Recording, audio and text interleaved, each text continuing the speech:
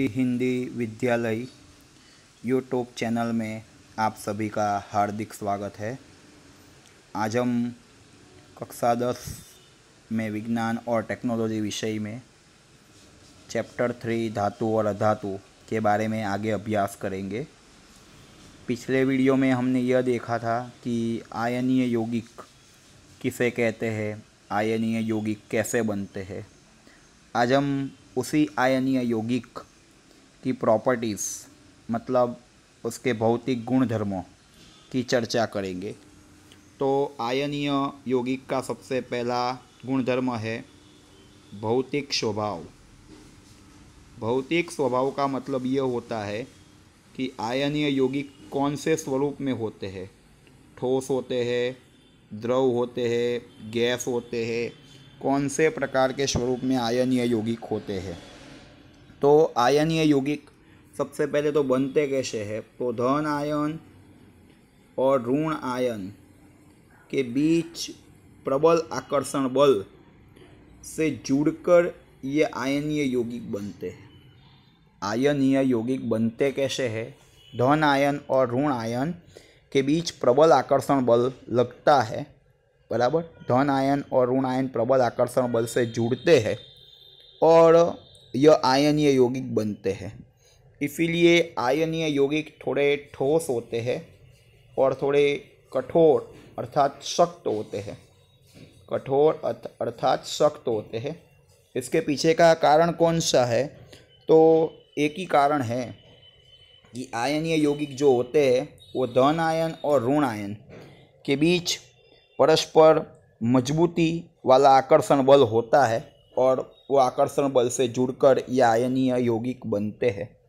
और ये आयनीय यौगिक इसी कारण से बने हुए होते हैं, इसीलिए ये आयनीय यौगिक ठोस होते हैं और ये आयनीय यौगिक सख्त होते हैं।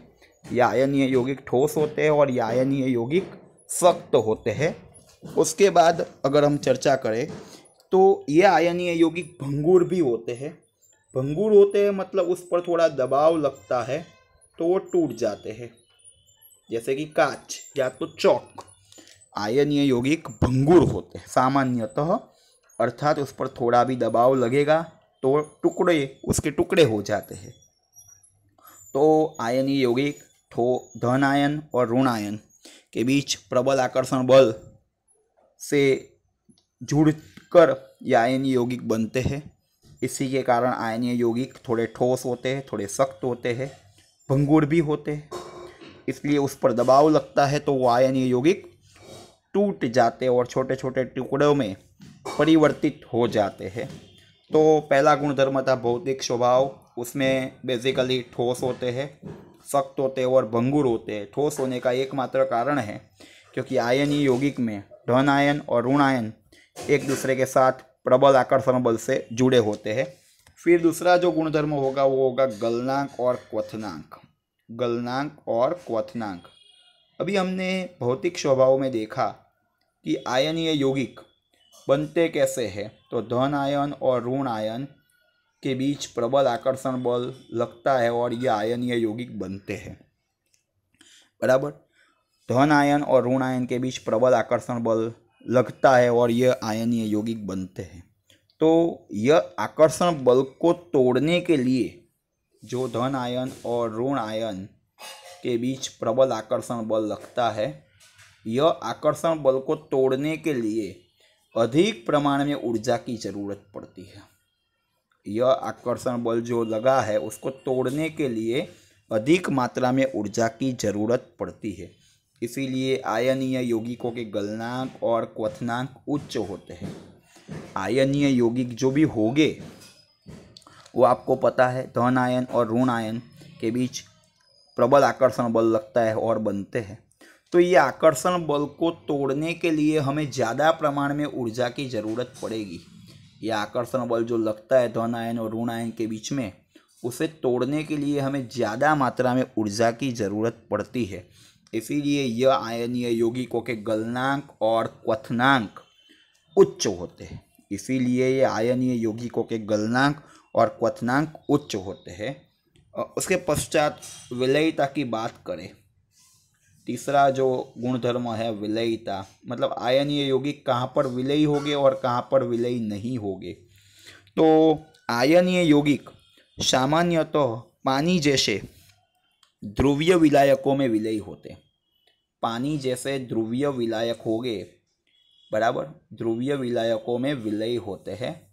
और पेट्रोल, केरोसिन जैसे कार्बनिक विलायकों में अविलयी, बराबर, पेट्रोल, केरोसिन जैसे कार्बनिक विलायकों में अविलयी। शॉर्ट स्वेट कि पानी जैसे ध्रुवीय में विलयी और पेट्रोल, केरोसिन जैसे अविलयी, क्योंकि यह कार्बनिक है, अर्थात जो कार्बनिक यौगिक होंगे वो पानी जैसे ध्रुवीय विलायकों में विलयी होते हैं। पेट्रोल या केरोसिन जैसे कार्बनिक विलायकों में अविलयी होते हैं।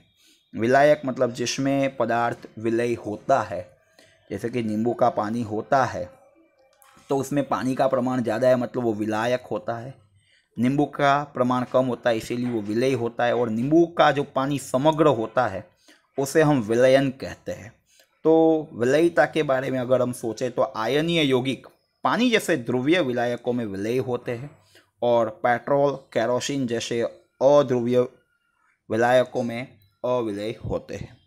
फिर चौथा है विद्युत का वहन, मतलब विद्युत का वहन क्या आयनीय यौगिकों में होगा। विद्युत का वहन, अभी एक विद्युत के वहन के लिए हमें मुक्त इलेक्ट्रॉन या तो आयन की उपस्थिति होना ज़रूरी है। मुक्त इलेक्ट्रॉन या तो मुक्त आयन की उपस्थिति होना ज़रूरी है, क्योंकि मुक्त इलेक्ट्रॉन या मुक्त आयन जब तक गति नहीं करते तब तक विद्युत धारा का वहन होता नहीं है। अगर विलयन में विद्युत का वहन होता है तो वो आयनों की गति के कारण होता है।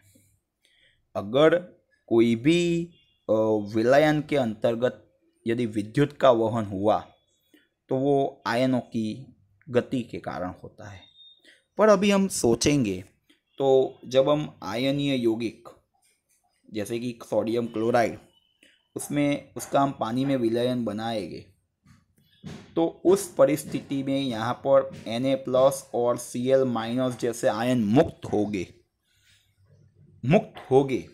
मतलब अभी अगर हम विद्युत धारा का वहन करवाएंगे, तो विपरीत आवेश वाले आयन गति करते हैं।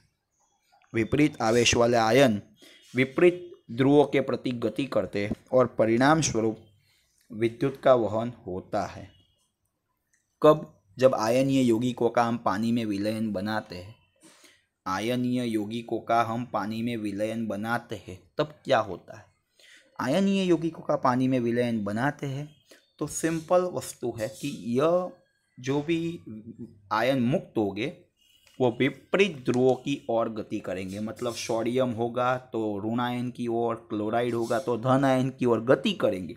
और आयनों की गति हुई, इसीलिए ऐसे विलयन में विद्युत धारा का वहन होता है। मतलब ऐसा कह सकते हैं कि आयनीय यौगिकों का जो जलीय विलयन है उसमें से विद्युत धारा का वहन संभव है और उसी के कारण आयनीय यौगिक की विलयन वाली परिस्थिति में वो आयनीय यौगिक विद्युत का वहन करते हैं। परंतु अगर हम चर्चा करें कि अगर आयनीय यौगिक ठोस अवस्था में होते हैं जैसे कि NaCl, तो इसमें कोई भी प्रकार के आयन मुक्त नहीं होते हैं, मतलब आयन गति करते नहीं हैं। और आयन गति नहीं करते हैं इसका अर्थ यह होता है कि इसमें विद्युत धारा का वहन होता नहीं है। अगर आयन गति नहीं करते इसका अर्थ ये हुआ कि इसमें विद्युत धारा का वहन नहीं होगा, क्योंकि हमने पहले ही बोला है कि आयनों की गति होगी तो ही विद्युत धारा का वहन पॉसिबल है। पर अगर आयनीय यौगिकों की ठोस परिस्थिति में विद्युत का वहन करने के लिए कोई आयन होता नहीं है, क्योंकि ठोस परिस्थिति में ये धन आयन और ऋण आयन एक दूसरे के साथ मजबूत आकर्षण बल से जुड़े होते। इसीलिए ठोस अवस्था में ये जो आयनीय यौगिक में से कोई भी प्रकार की विद्युत धारा का वहन होता नहीं है। जब इस आयन ये ठोस आयनीय यौगिक को हम पिघालेंगे, मतलब उसको विलय करेंगे, मतलब उसको पानी में डालेंगे, तो सिंपल सी वस्तु है कि इसमें से धन आयन और ऋण आयन मुक्त होने वाले हैं। ये धन आयन ऋण आयन मुक्त होने वाले हैं। तो ये जो आयन हैं वो परस्पर विपरीत ध्रुवों की ओर गति करने वाले हैं। ये जो आयन है वो विपरीत ध्रुवों की ओर गति करने वाले हैं, और विपरीत ध्रुवों की ओर गति करेंगे तो ये आयनों की गति होगी, और आयनों की गति के कारण विद्युत धारा का वहन संभव है। आयनों की गति के कारण विद्युत धारा का वहन संभव है। इसीलिए हम ये कह सकते हैं कि ठोस अवस्था में आयनीय यौगिक में से विद्युत धारा का वहन नहीं होता है, पर पिघली हुई अवस्था में से आयनीय यौगिक की पिघली हुई अवस्था में से विद्युत धारा का वहन होता है। अर्थात ये 4 मुद्दे आयन यौगिकों के गुणधर्मों में माने जाएंगे। पहला है भौतिक स्वभाव। तो आयनीय यौगिक ठोस अवस्था में दिखाई देते हैं, भंगुर होते हैं, उस पर दाब लगता है तो टूट जाते हैं, वो सख्त होते हैं। इसके पीछे का एकमात्र कारण क्या है? तो आयनीय यौगिक में धन आयन और ऋण आयन एक दूसरे के साथ प्रबल आकर्षण बल से जुड़े होते हैं। दूसरा पॉइंट है कि गलनांक और क्वथनांक। हमें पता है कि आयनीय यौगिक जो भी होंगे वो विपरीत आवेश वाले आयन, मतलब धन आयन और ऋण आयन को एक दूसरे के साथ प्रबल आकर्षण बल से जुड़कर बने होते हैं। ये आकर्षण बल बहुत प्रबल होता है, और इस आकर्षण बल को तोड़ने के लिए मुझे ज़्यादा प्रमाण में ऊर्जा की ज़रूरत पड़ती है। इस आकर्षण बल को तोड़ने के लिए मुझे ज़्यादा प्रमाण में ऊर्जा की ज़रूरत पड़ती है। इसीलिए आयनीय यौगिकों के गलनांक और क्वथनांक उच्च होते हैं। तीसरा है विलयिता, मतलब आयनीय यौगिक किस में विलयी होंगे, किस में नहीं होंगे। आपको याद रखने के लिए आयनीय यौगिक में सिंपल यौगिक है नमक, सोडियम क्लोराइड। उसको हम पानी में डालते तो पिघल जाएगा। जब हम उसी नमक को केरोसिन या पेट्रोल में डालेंगे तो नहीं पिघलेगा। तो पानी में विलयी है, पेट्रोल केरोसिन में अविलयी है। पेट्रोल और केरोसिन कार्बनिक विलायक है, जबकि पानी ध्रुवीय विलायक है। चौथा पॉइंट है विद्युत का वहन। आयनीय यौगिक में विद्युत का वहन कब होगा, कब नहीं होगा, ये भी एक जानना जरूरी है। तो सबसे पहले एक बात हमें याद रखनी है कि विद्युत का वहन एक ही परिस्थिति में हो सकता है, या तो मुक्त इलेक्ट्रॉन या तो आयनों की गति। मुक्त इलेक्ट्रॉन अथवा तो आयनों की गति।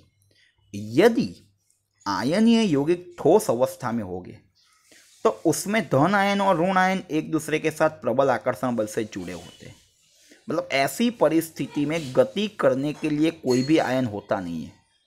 ऐसी परिस्थिति में गति करने के लिए कोई भी आयन होता नहीं है, और आयनों की गति नहीं होती है, मतलब उसमें विद्युत धारा का वहन होता नहीं है।